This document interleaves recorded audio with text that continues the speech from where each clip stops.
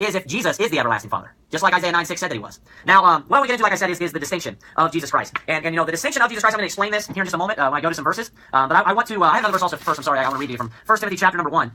I want to read you from 1 Timothy chapter number 1, and it looks like verse 16 and 17. Howbeit for this cause I obtained mercy, that in me first Jesus Christ might show forth all long suffering for a pattern to them which should hereafter believe on him to life everlasting. Talking about Jesus Christ. And he says this, now unto the King eternal, immortal, and he says this, invisible, the only wise God, the honor and glory forever and ever. Amen. So you see the invisible there again discussed there, just like we saw it in 1 Timothy chapter 6, whom no man hath seen nor can see. Now, the way that makes sense is the fact that we know that Jesus Christ has two natures. Jesus Christ has the nature of the flesh, and Jesus Christ has the nature of the spirit. Jesus Christ has the nature of his humanity, and he has the nature of his deity. Now, the Bible says, Jesus said, that which is born of the flesh is flesh, and that which is born of the spirit is spirit. He said that in John 3, it's interesting because in John chapter 4, Jesus made the statement that God is a spirit. And we know that God was manifest in the flesh. So when Jesus Christ was upon this earth, he had two natures. He had his humanity, and he had his deity. You know, he had, which was God, was the spirit, he had his flesh. And we know that Jesus was 100% sinless. The Bible's very clear that. Many times it says, for he hath made him, I'm sorry, I had it memorized, but I'll read it to you here.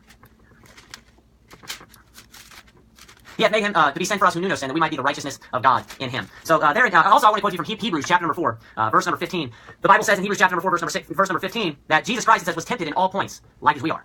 That's referring to his flesh. Now the Bible also says that God's not tempted. But Jesus Christ was tempted because he had flesh, because he was a human, he was a man. He was 100% man, he was 100% God. Also, so when we see Christ, hungering, we see Christ, thirsting, we see him struggling with things. What we see is the humanity of Christ. And also, a perfect example of this is when we see Jesus in the Garden of Gethsemane. When he's going through the hardest trial and tribulation of his entire life.